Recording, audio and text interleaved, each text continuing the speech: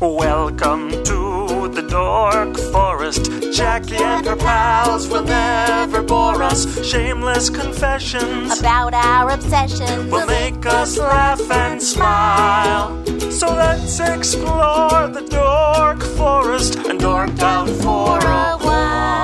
Hello and welcome to the Dork Forest. I'm Jackie Cation. The websites, JackieCation.com, DorkForest.com, TheDorkForest.com, FamilyPetAncestry.com.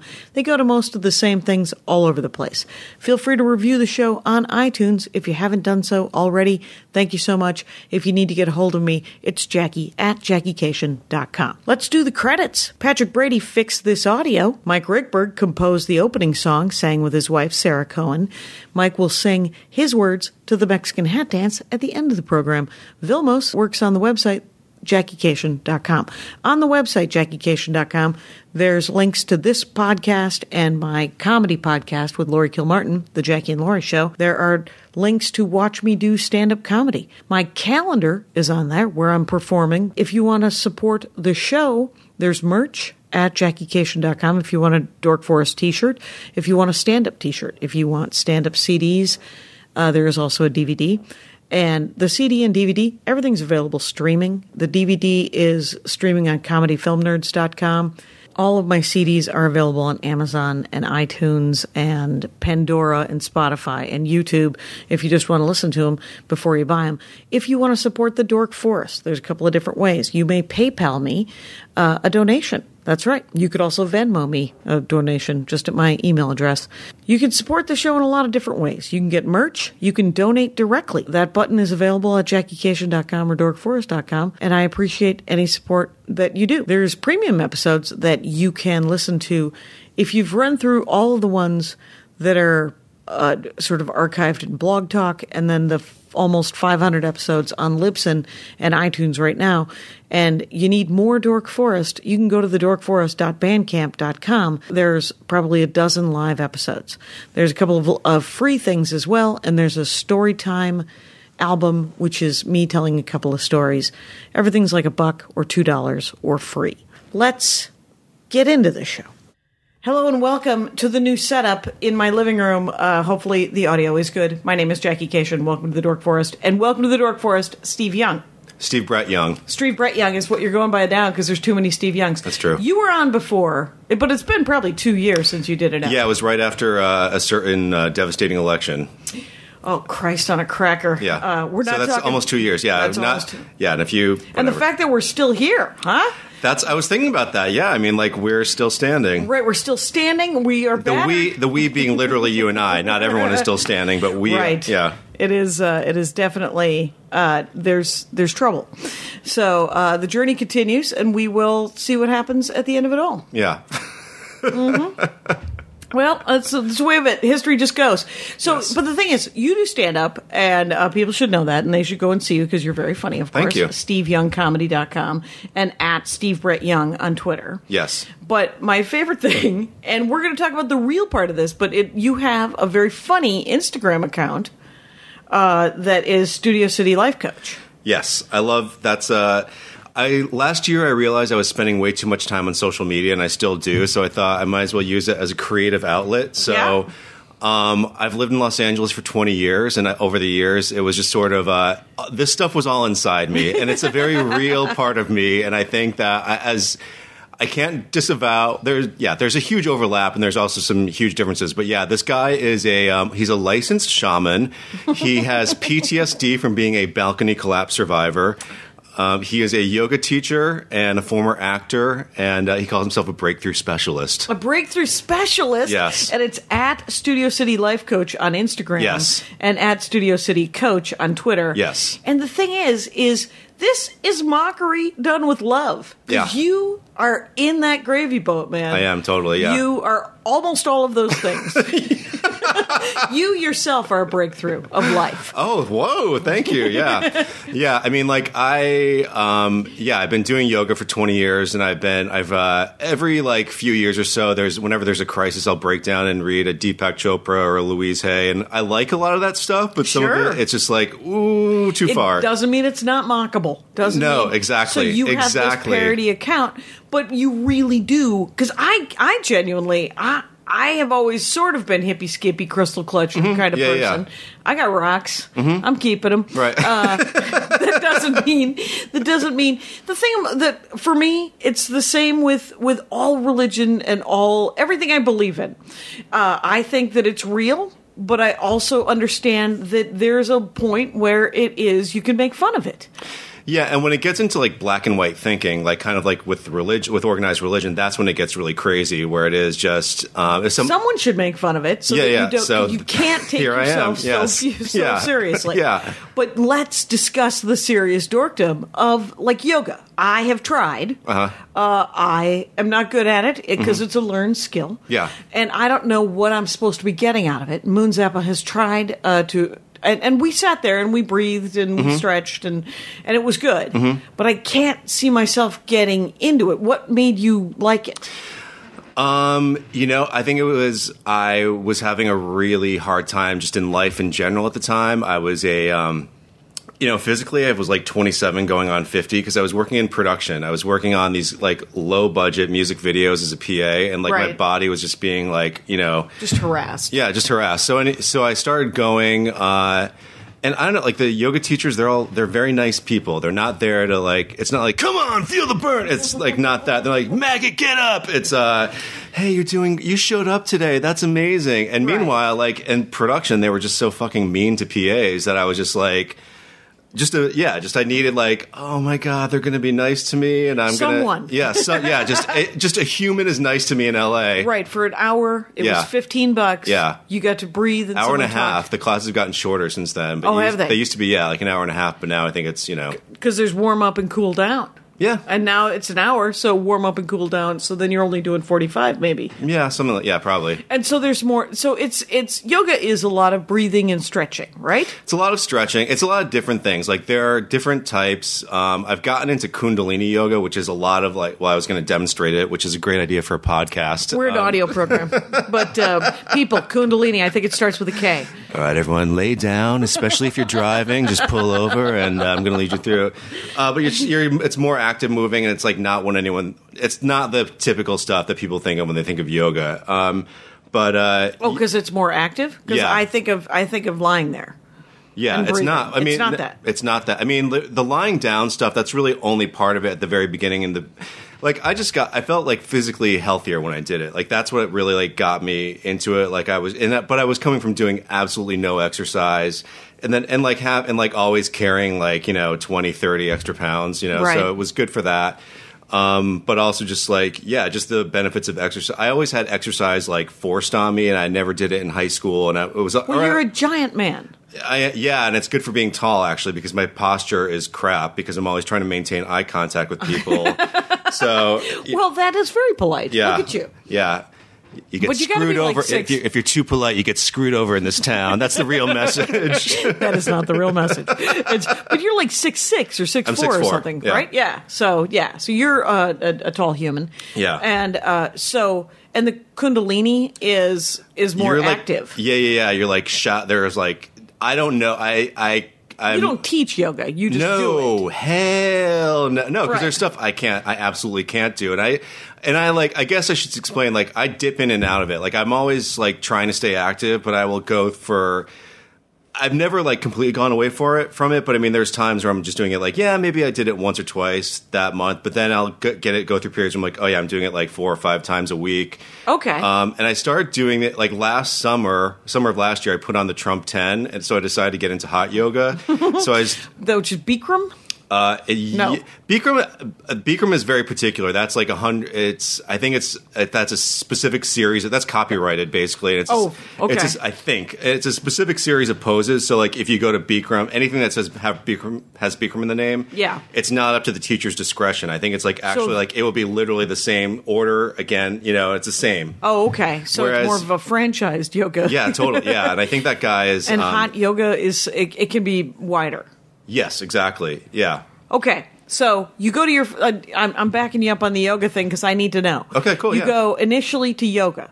Yes. People are nice to you. Yes. They get you to stretch. Which sounds so pathetic when you put it like that, but it's true. Oh my God. I don't mind that. Yeah. I genuinely am like, I need someone to be nice to me. Yeah, I don't want, like, it's so funny, like, whenever I would see gym ads and everyone's, like, ripped and buff, and I'm like, I don't want, that's not encouraging to me. Like, right. Yeah. It sounds like someone was mean to those people to get them all ripped and feels buff. like you're going to be, like, in a room with, like, the John Hughes villains, and I'm Ducky, and I just don't want to, Yeah, nobody needs that. Yeah. So there's you go there. There's a lot of stretching, and then there's poses that you hold. Yes.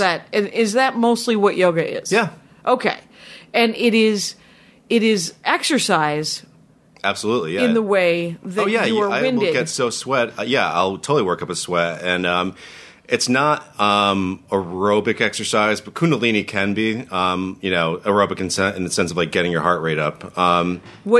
Describe some Kundalini moves or it's shadow boxing. It's a lot. I mean, trying to think of. There's crazy stuff. I'm trying to think of like how to like succinctly explain it so it's clear to a listener. Where it's just like, twisting, or just standing up, having like your legs wide, 3 or 4, and just like twisting that way, this way, that way, and like really going fast and and going pretty fast. Yeah, and like, do you start out slow so that you don't? Because it builds up. I think it's very rare that a yoga class will ever start with like the hard. I mean, it is just like it doesn't make any sense. It goes up. It builds to something. It's sort of they're artists, man. They know what they're doing. It actually feels like there are. And so the Studio City life coach clearly does yoga. Oh, yeah. He teaches at a place called Namaste. And he has he'll say things like, "Hey, everybody, come to my Vinyasa Vibes class at 10:30 on Tuesday. I'm going to have an all Rihanna playlist, and do not park in the nail shop's parking spots because they will tow." The nail shop. Okay, so the yoga is part of it, and that is something that you're doing right now. Yeah, I'll always go back to it. Yeah.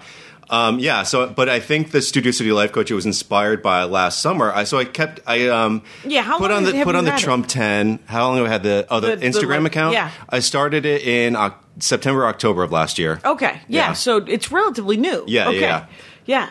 And so you put the Trump 10 on, which I put the Trump 10. Yeah, I did must be a real term somewhere. I did not pass up a taco truck for for good months. Yeah. So I just like, all right, and I got tricked into hot yoga because I thought it was so horrible. Like I'm like, yuck. Because it sounds like it would stink. And it does not. You mean literally smell? It doesn't. Okay, no. good. Yeah, they really like. I mean, if it's a good place, they'll have like proper ventilation. So yeah, good. And then so you do that. You were talking about. So you put the 10 pounds on, and you're like, I got to get back into. Yeah, this. I would not. I have to say though, like I couldn't recommend like doing hot yoga ongoingly, like as your one form of exercise or something, because I feel like you really do spend the rest of the day rehydrating. I mean, you wind up drinking so much water. I don't know that it's necessarily good for you in the long run. I mean, literally, I just did it for the equivalent of a crash diet. I mean, and I will still go like once in a while, but anyway, last summer I was like basically buying a Groupon here, a Groupon there, trying this studio, trying that studio. Okay. And I started following all these teachers on their Instagram, and that sort of got the ball rolling. And I was going to do like Ojai Life Coach, which is this like bougie. For people not in California, it's like this like fancy schmancy. Yeah. And I'm like, I don't really know enough about that place. And I think it's funnier to be like down and dirty, Studio City. The Valley. Yeah. Yeah. This guy loves Marshalls on Ventura Boulevard. And guess who else does? Steve Brett Young. Right. So, but I had a question. It was gone. But so you, as exercise though, yoga, you would recommend just normal yoga. Yeah.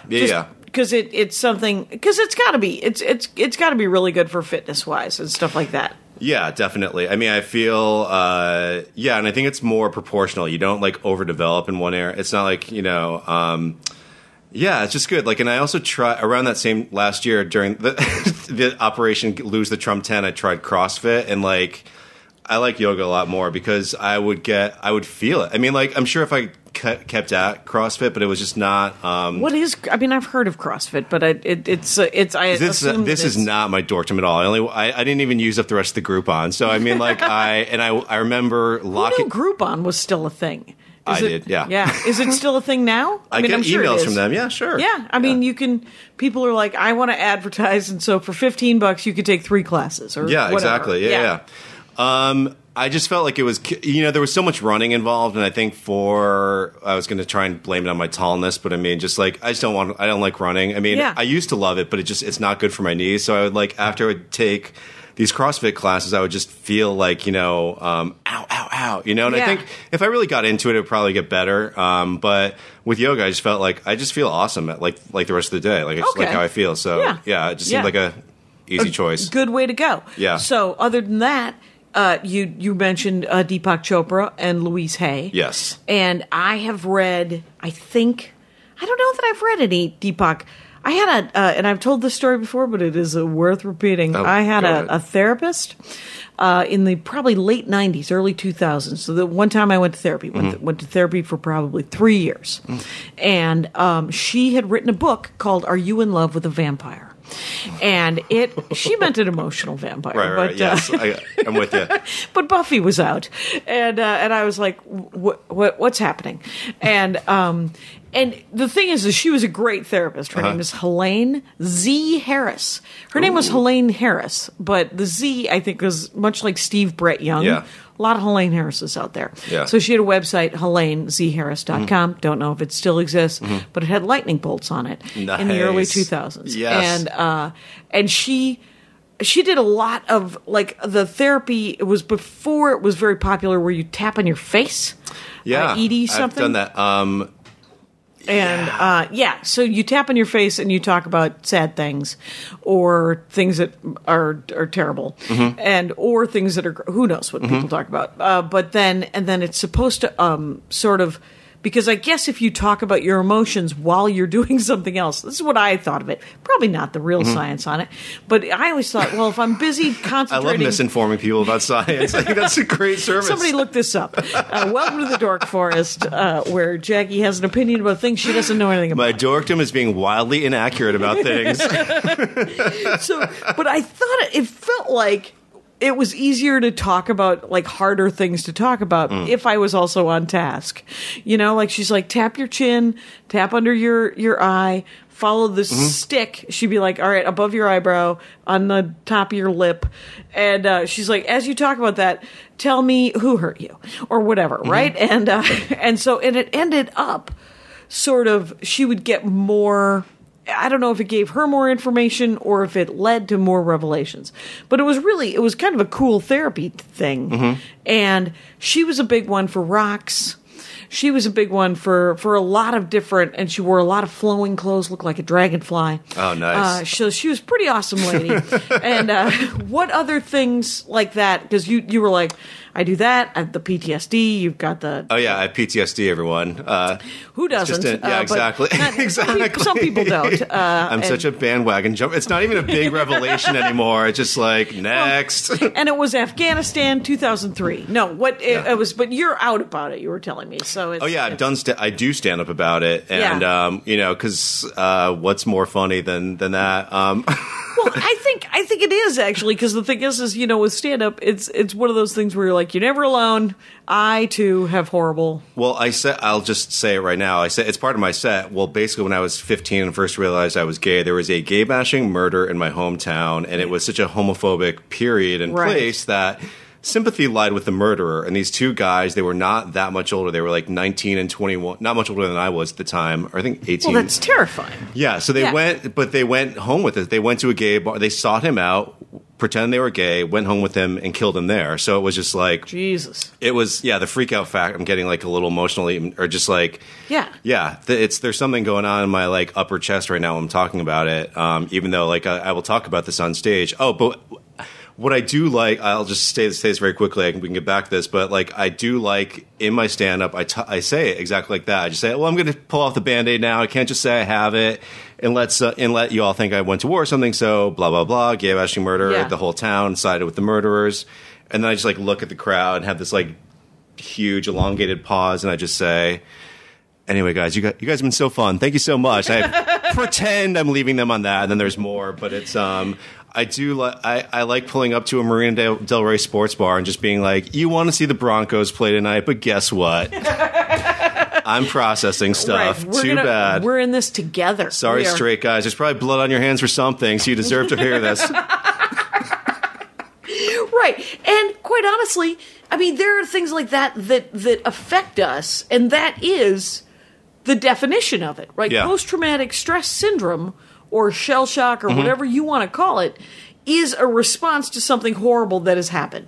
And if you never address it, then you live with the symptoms of that without processing it and living with the solution of that. Yeah, and what I've learned is also that you get it if you cannot act out your fight or flight. So in that situation, I couldn't do either. You know, just like, just froze. Because you're 16, Yeah, right? exactly. Yeah.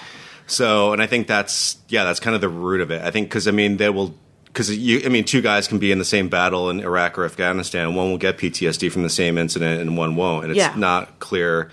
Well, I guess that doesn't really apply in that situation because I guess they would anyway. But they'll have different responses to it. Yes, exactly. And I love the definition of it as not being able to do fight or flight. Yeah. Because if you're frozen essentially, and that will create that'll reenact in your life until you address it. Yeah. Yeah. So how what do you? I mean, there's got to be. You've read books. How do you deal with PTSD? How do you process it? By finding a career that pays nothing and places external validation on how much people laugh. I mean, it is honestly, like there has been, not to sound all new agey, but I fucking love talking about it on stage. I fucking love that last year I paid my rent by talking about this really horrible thing that messed me up for such a long time.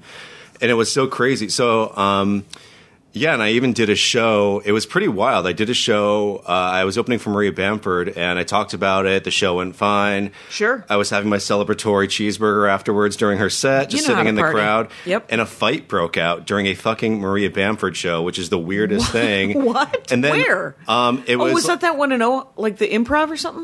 It was, probably don't want to say, like... the thing, but... It was one of those larger venues. It was right? a larger venue, yeah, and it's like it has nothing to do with the venue itself anyway. So it was not it wasn't anyway. But afterwards, we're sitting around, like some people that knew Maria came to the dressing room or the green room afterwards, and we're all hanging out and talking, and like they were near where the fight broke out, and it happened because one guy called the other a fag. And I just he got thrown out, and I just thought it was such a trip. Like it didn't affect. I mean, that would have been like in another time. That would have been like, oh my god, there's homophobia everywhere. Right. I think like and I'm talking, and society has changed so much too. I can't discredit that for being a huge part of like why things are better for me personally, but I thought it was so wild that someone got thrown out for calling someone a fag, and it was just like, it was not even perturbed. It's like, I'm making my money tonight, I'm having my cheeseburger, and I just fucking killed, so whatever.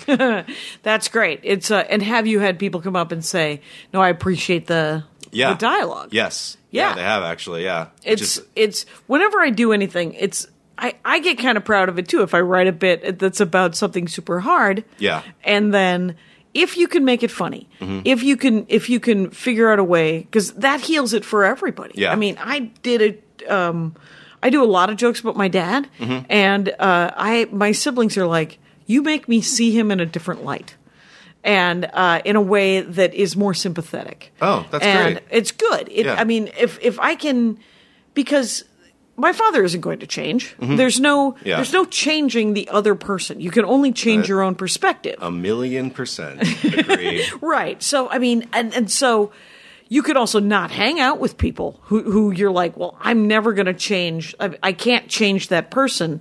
He's a monster.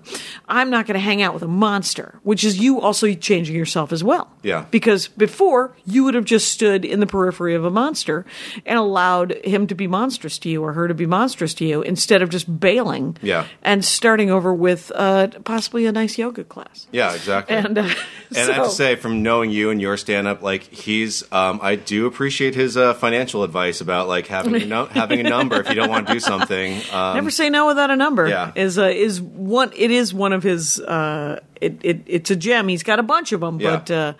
That's one that really blew Maria away. So she does that bit about him and then sent him an avocado of the month as payment. She was going to send him money, and I said, please do not send my father money. He has a gambling problem. And then she sent him chocolate for like 6 months. And then I was like, and then he kept bragging about it because he enjoys a tiny blonde lady. And Maria Bamford is a tiny blonde lady. Yes, yeah. And so he's like, she likes me. And I was like, I don't know that's true, but okay. She doesn't dislike you. She barely knows you, Dad. We can leave it at that. So I sent him some chocolate, and he was like, when she stopped sending him the chocolate, and he was like, well, you don't need to send me any chocolate. I can just go buy chocolate. And I was like, oh, okay, so it's not the chocolate, and it's literally just Maria Bamford, and it being a tiny blonde lady that you barely know, but who is very pretty. Yeah. And I did not say any of that to him because that isn't even conversation. I just processed that alone, which is where it needs to be. Good call. He is a piece of work, continues to be a piece of work. Just had breakfast with him about a week ago. I went and did Lady Parts Justice League. Oh, yeah. How was for that? Liz Winstead. It was amazing. I mean, those guys, there's like 10 of them, and every summer they travel around and they help a privately owned healthcare center in states, right? There's usually like 2 Planned Parenthoods and 1 privately owned healthcare center. And the privately owned healthcare center will also provide abortions, but they'll also provide pap smears and mammograms and these health things. And I went and did the one in Milwaukee, and across the street there was a creepy fake clinic that didn't even have a doctor. I heard you talking about this. Yeah, that's mind-blowing. And so it was weird. So I was talking to my dad a couple of days ago, and he keeps telling me about the women he likes, and I wanted him to stop. Tell me what you want to hear. Right, and and he's never dirty, and it's usually just weird, and so, but he's not blue or anything. I mean, he doesn't make it gross. It's just annoying. Yeah. So I told him essentially a dick joke that I was working on, and to get him to stop talking to me, and it worked. He was like, I said, sorry to go blue, Dad, but I can't hear about anymore how your new nurse is very pretty. I don't care. I know you're 81. I'm glad you're still excited about people, but Bam, bass in your face. That's it. My ad. I'm about to do an ad. This is another ad for Tomboy X, which is underpants and loungewear and sleepwear. Go to tomboyx.com/dork and check out their special bundles and pack pricing. And the Dork Forest listeners get an extra 15% off your first order with the code DORK. Ditch whatever you're wearing for a pair of Tomboy X underwear and go to tomboyx.com/dork. And you could put in the code DORK and you'll get 15% off. Regardless of where you fall on the size or gender spectrum, Tomboy X offers amazing underwear that anybody feels comfortable in.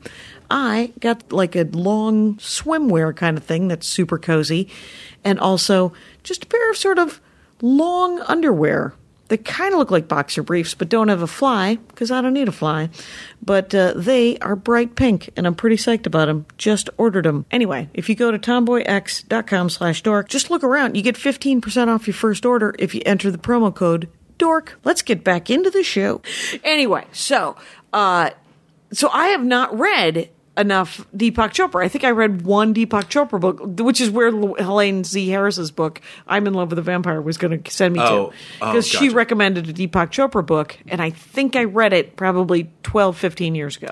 I don't know that I recommend. I mean, like, now that he's written now about, like, you know, the zen of golf. I mean, he's just churning one out every year just for the sake of, like, sure, I'd like to make $10 more million this year or whatever. Yeah. It's I think when I was brand new, you know, grounds when you're like trying to figure out. Yeah, I moved to LA when I was like 23 and trying to figure out my life. So I was I read The Artist's Way by Julia Cameron and did that whole thing.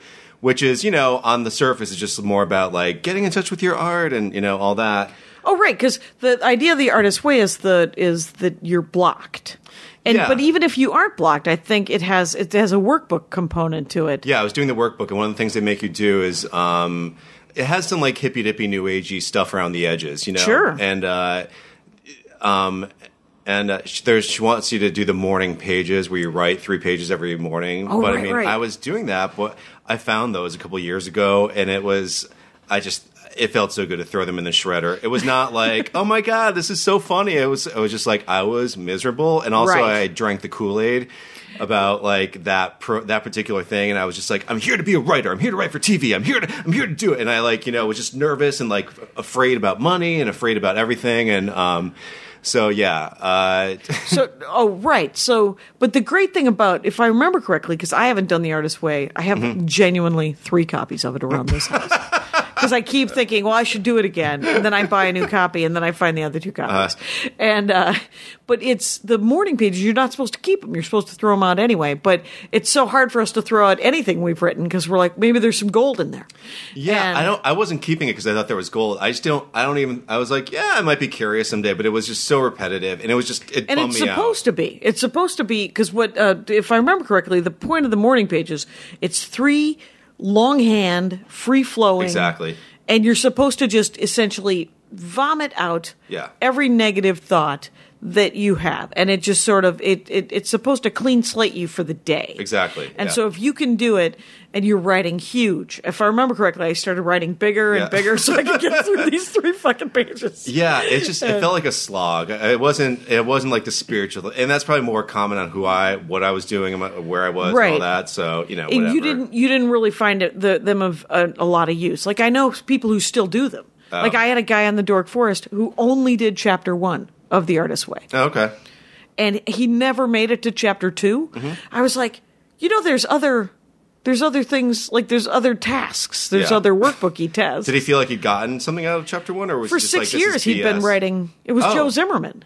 He did an episode of The Dork Forest, and he was talking about, because he does a lot of different people have come on and talked about sort of the self-help stuff. Shocked to hear that. Shocked to hear it in the entertainment industry. Right. But the great thing about every Dork Forest is that the perspective, the only thing that becomes repetitive is this one right here, me. Yeah. I have the same 9 stories about almost everybody's dorkdom. But so did you do all 12 chapters? Oh yeah, I definitely finished it. I was in it to win it, baby. That's why I did the morning pages. Yeah. All right. Yeah, I felt so fantastic throwing out those books though. I just read the top. I was like, let's see what's here, and it was just like, I'm ready to confront painful truths. I'm like, goodbye, in the trash, peace out, fuck this. Right. Yeah. So, but I did get actually a pretty good writing exercise that I've talked about before, which is where you break down your life into 5-year chunks. Oh. And if you and that was like chapter 2 or 3 or something like that, because I never did finish it. I think I did up to chapter 11 once. All right. And then up to chapter 7, and then up to chapter 4. How many chapters is it? There's 12. Okay. It's because I think she's in a 12-step program, and so a lot of it has sort of that groovy kind of you got to let go, let other people be themselves, right? And you got to be your best self, and you just be of service, and you got to get some alimony from Martin Scorsese. Ooh, I went there. Wait a minute. Oh, that's right. She was married to Martin Scorsese.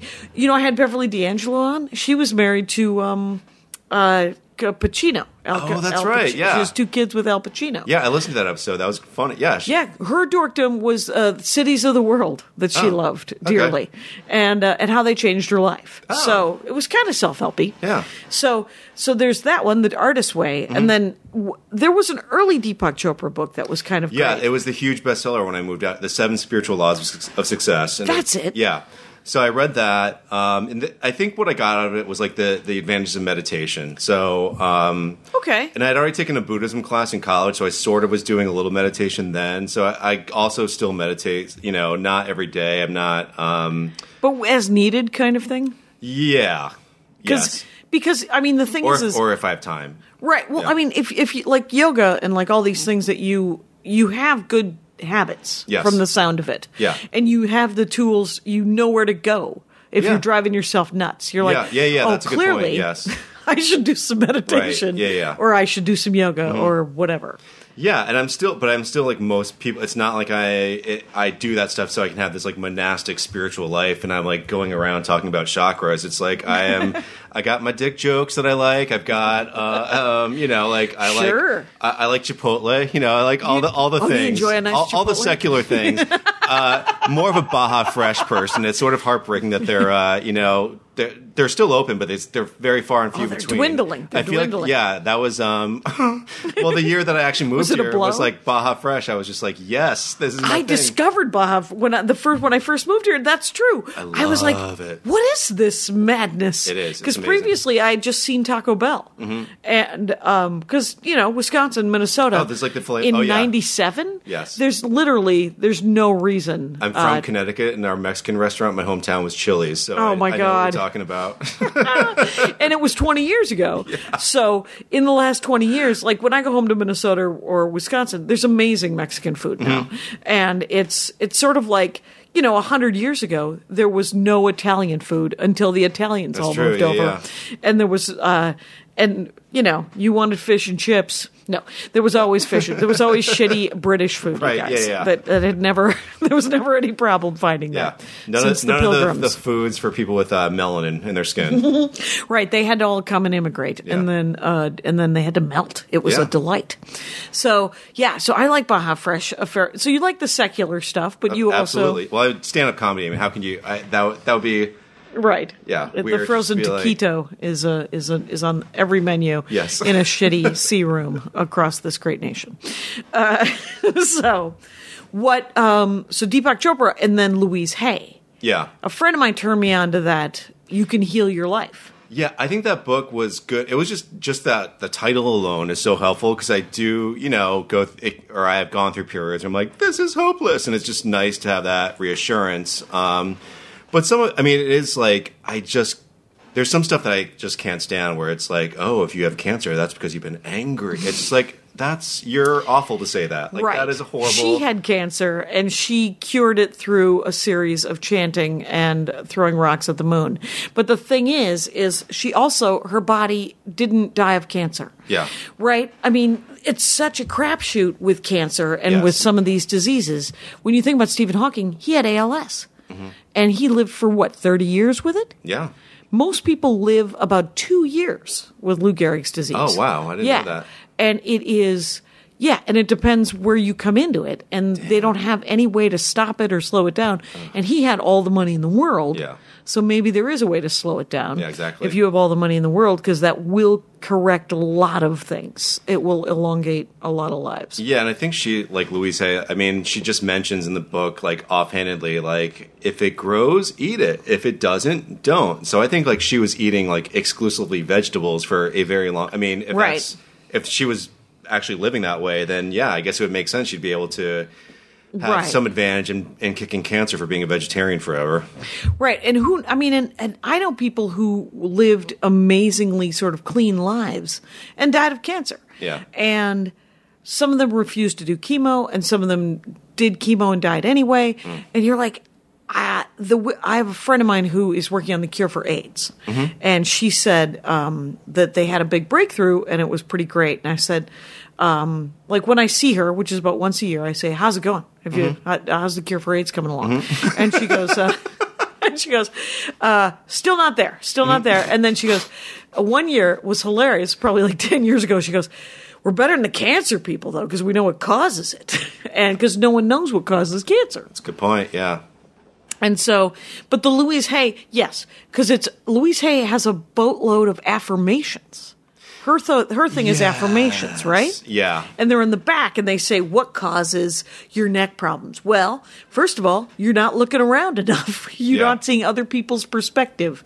Like if you have joint problems, in the back of the Louise Hay book, You Can Heal Your Life, it says that you're not being flexible enough. Like it's all wordplay. If you have belly fat, it's because you have a sense of like there's not enough. It's a belief in scarcity. It's like, I eat at Baja Fresh 3 times a week. I mean, like, I don't, but I mean, like, there are other things. And I think it's like the black and white thinking is sort of where I'm just like, enormously all right, mockable. That's scary. But I will say that her book has, this might be my dorkdom, Jesus. Mm-hmm. But, because the thing because I got turned onto it by an old roommate of mine, comic Jennifer McLean, and who used to do stand up, and she was telling me about the book. She bought me the first copy of it, I think, and it was there's not a workbook, but it's a task that is in the first couple of chapters, and it's you do an affirmation in your head, something like, I believe it to be 400 times a day. And you say, I love and approve of myself. Yeah. I love and approve of myself. And you don't have to write it down. She has writing tasks as well where you write down affirmations. But that one, the saying it in your head, and I would do them in bursts of 10 to just try to make sure I was trying to get, 400 a day. Yeah.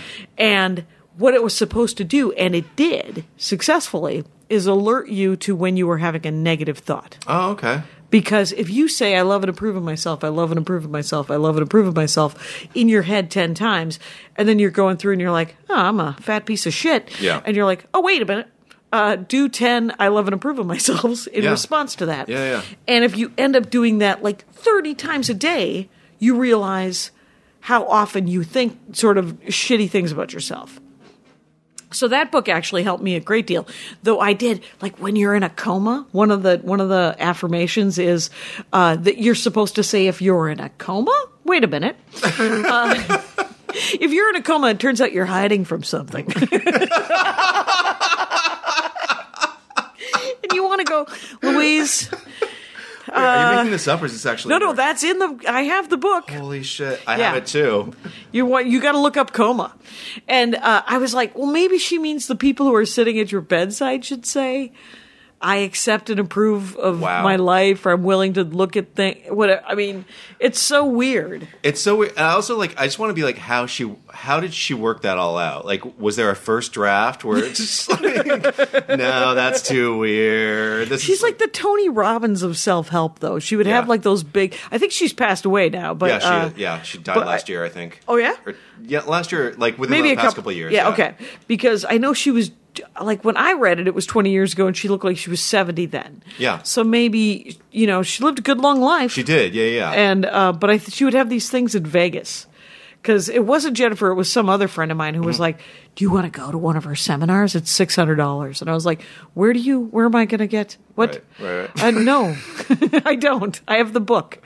That'll be enough. At this point, it was $22. Yeah. Because I don't know what happened to the book Jennifer gave me. I had to buy another copy. So probably 3 copies of it around this house, right, with my Julia Camerons. And so what other books have... Okay, so PTSD-wise, I've read... well, actually, there's only 2 that I've read, and the one that I'm doing, I can't remember the authors of the other one. It wasn't that good, so I'm not really going to get into that. But I'm reading one now.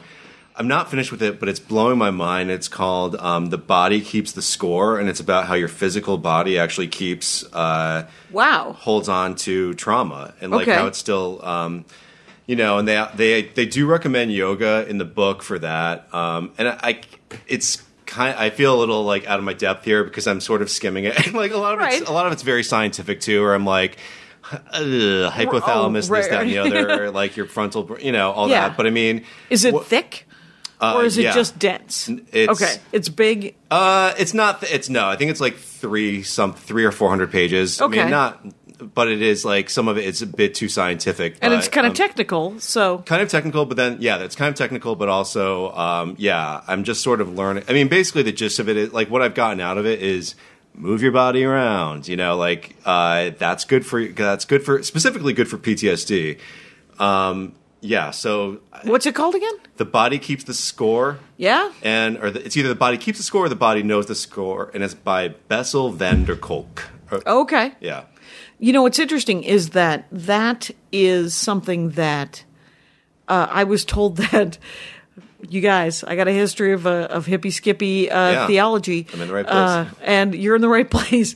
It was back in the 90s, and I tried to go macrobiotic in 94 to 95. I was going to be gluten-free and macrobiotic. Wow, early adapter, too. Early adapter. Unwilling to give up beer. Turns out both of those things are not possible when you are still drinking alcohol. So, the But so I was trying everything except for stop drinking. I literally was like, oh, my life is a mess. Why is it such a disaster? And I was like, I bet you I should get Rolfing, which is, I mean, I literally did self-help books. I've heard you talk about that before, I think. I want to try that. And the Rolfing thing, what it does is it was created by a woman doctor, one of the very first women who went to medical school in the United States in the 20s. And her son had some sort of physical disability where he could not move his legs. And she started studying. This was in Colorado, and she ended up opening up this Rolfing school. And her name might have been Rolf. I don't think it was. Okay. But what Rolfing is it elongates the fascia covering all of your muscles and tendons. There's this sort of, you know, when you have, you could see it in meat. It's like a membrane that's over it. And what Rolfing does is it works that membrane to loosen it and to make it sort of like stretchier so that what it ends up doing, especially around your joints and stuff, is that your bones can reset themselves. Oh. And it can improve your posture. You can get like, I don't know, like another 3/4 of an inch or an inch and a half of height. Oh, wow. Because of it. And you are much more relaxed. But one of the side effects of Rolfing, supposedly, and I say supposedly because I mock everything, but it happened to me. So let's say that it is, in my experience, a true thing, is that when they work on your different muscles, you can have emotional reactions. One of the emotional reactions I had, because my Rolfer was an enormously handsome gentleman, was when he was working on my groin. That reaction was just that wasn't emotional. That was full on physical, and too much info. Yeah. But so where's the strip mall?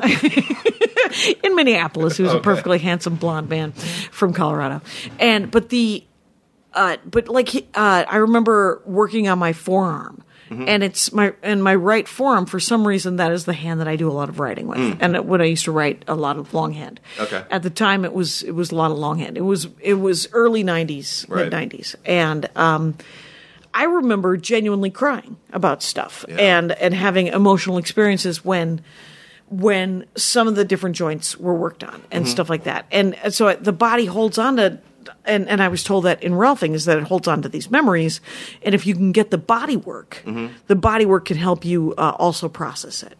Yeah, that Kundalini Yoga I was talking about earlier, it's supposed to be good for PTSD. There's a friend of mine teaches Kundalini, and she said that it's helped her PTSD. And I mean, that's just like, I don't understand the science of it, but I believe from my own personal experience, like I do feel.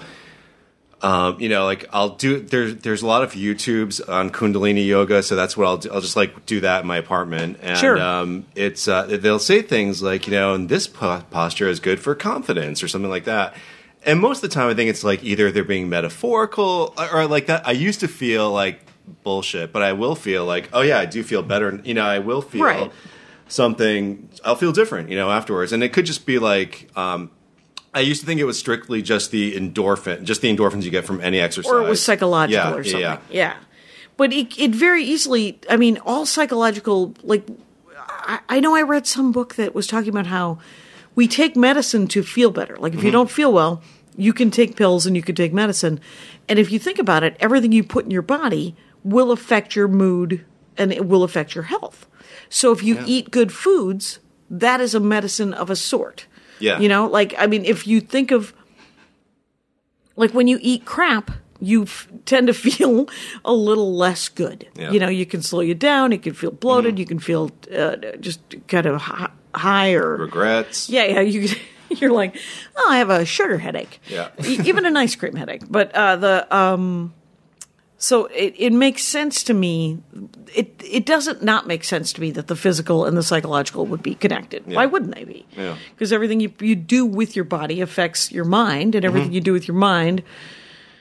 I don't know that that's true the other way. I undo that one. Yeah, exactly. Yeah. Everything you do with your mind affects your body. I'm like, yes, that's also completely true. We solved it. Wait a minute. My ad. I'm about to do an ad. Hey, guys. It's another ad for the FabFitFun box, because the FabFitFun Fall box, say that 3 times fast, is now on pre-sale. So if you sign up for FabFitFun today, you get your Fall box. The FabFitFun Fall box is in limited supply. These boxes always sell out. You can use my code DORK to get $10 off your first box. So if you go to fabfitfun.com, sign up, start getting the box. For a life well lived, you use the promo code DORK to get $10 off your first box, and that's over $200 worth of stuff for $39.99. So go to fabfitfun.com, use my code DORK, and get the $10 off your first FabFitFun box. It's super fun stuff. There's like a rollerball, and there's face stuff, and there's makeup, and you can sort of look around fabfitfun.com and see all the different stuff that could possibly be in your box. Every month is different. There's standard stuff that comes pretty regularly, creams and stuff that need to be replenished, and they're full-sized. Anyway, go to fabfitfun.com, get $10 off your first box. Let's get back into the show. I'm talking, by the way, to Steve Young. It's at Steve Brett Young on Twitter. Go see his stand-up. At Studio City Coach. On Twitter. Yes. That's at Studio City Coach on Twitter, and then at Studio City Life Coach on Instagram. And there was a link to the self-help book that I wrote as Studio City Life Coach called The Studio City Life Coach's Holiday Survival Guide.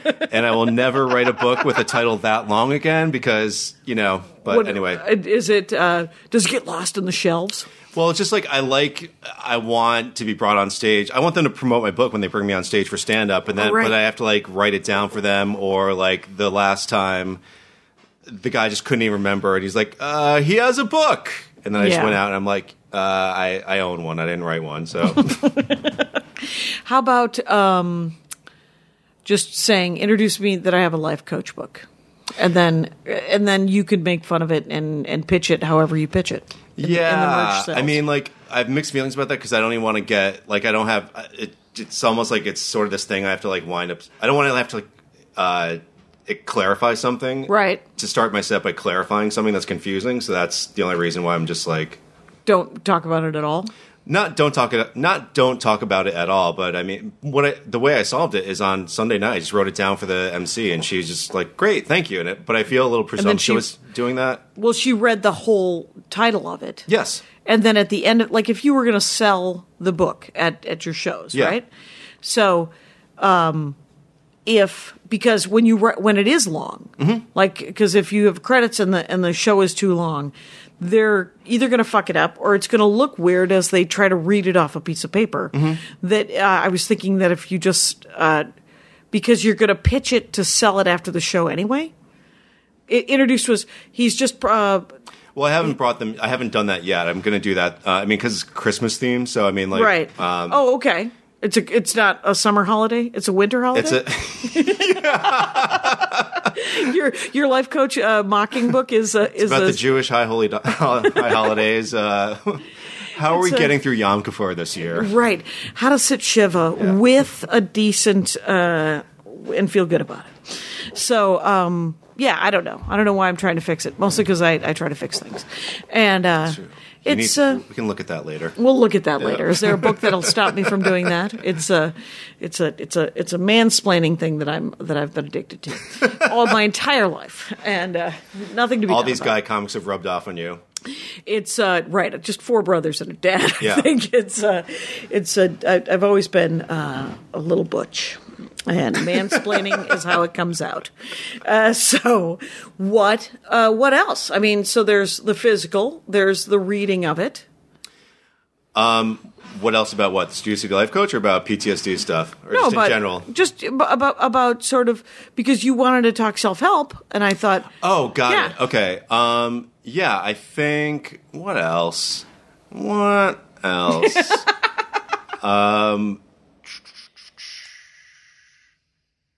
Yeah, I think but I think the stand-up comedy part of it has been huge, and I think I've been really inspired by, there've been a couple female comics that have talked about being raped in their stand-up, and I think it's super powerful, and It can be hilarious. It's fucking funny. Yeah, that's the thing about it. It's not like they're not trying to turn this into a one-woman show. They're just they've got jokes about it. They've got really blisteringly funny, and I think how they survived, and how they and what it. and what it turned into. Yeah, I think there's something like so powerful about that. It's just like, you did not get me. Like, you did not. I mean, I don't. That's not the right way to put it, but just sort of like, you didn't destroy me. That's not a bad way to put it. Yeah. Because, I mean, if you can make jokes about it, it's sort of, and I've made this comparison before, is that like when Indiana Jones is being beaten by the Nazis or the bad guys, they're punching him, and he's making quips, he's making jokes. It's like that. That's the movie I want to write, is where a woman is being raped and she's like, I can't feel anything. Are you sure you're raping me? Yeah. Just something like where it's like, you don't win. You are a horrible person and you don't win.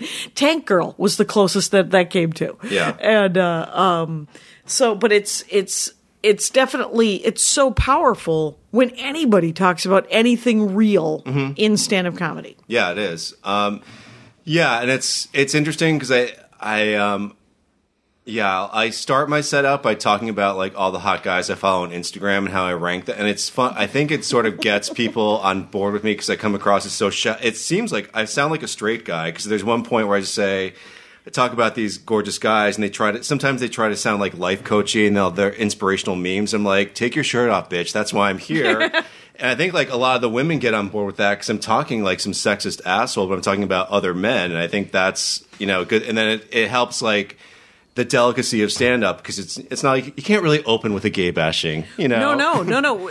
Right, and you have to introduce yourself. Yes, and you have to do it in a way that can relate to people, but it's all, I don't know specifically how it's done. I just know how to do it, right? I mean, and the thing is and I know that you can't start with the gay bashing story. Yeah. Because nobody wants it. You can't anybody. end with it either unless it happens 3 times. Callback. Yeah. And I know it's so hard to figure out how to discuss something real. And I say that I don't know a lot about the history of stand-up comedy, so I think that I would credit Richard Pryor for a guy that was super personal first. Yeah. Yeah.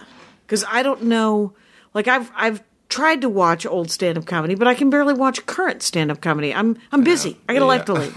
I don't want to watch your stand-up unless you're right in front of me. Yeah. And then I will thoroughly enjoy it or not.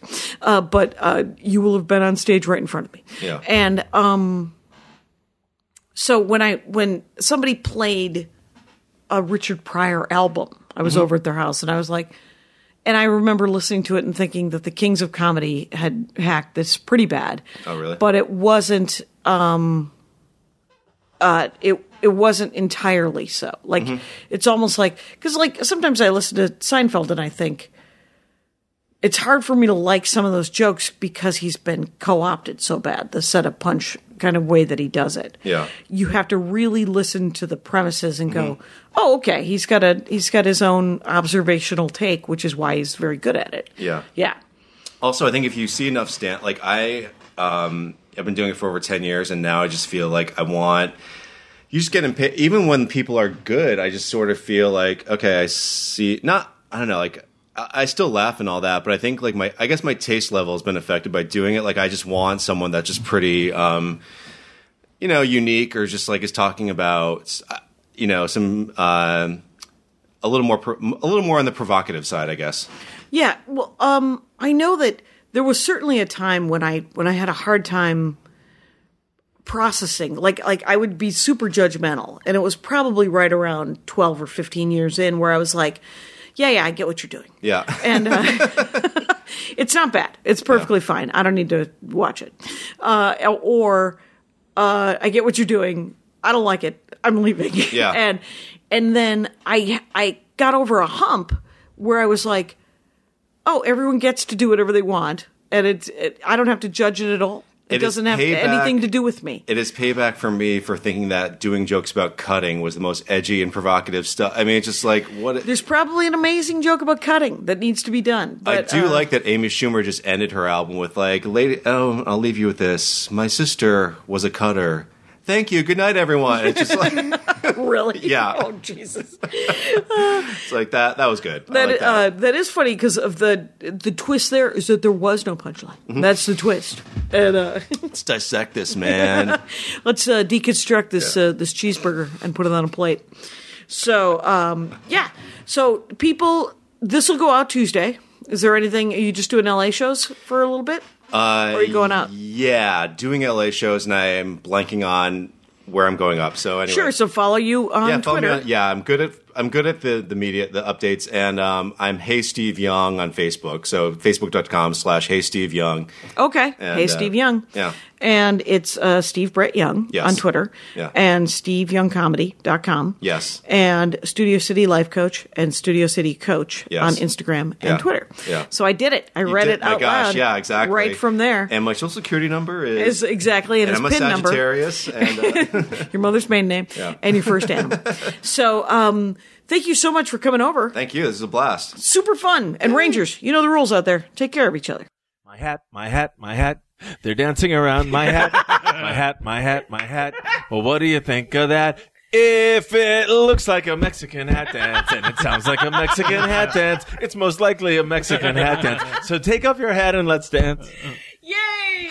Oh my God. Why don't we just call that as the end of the show?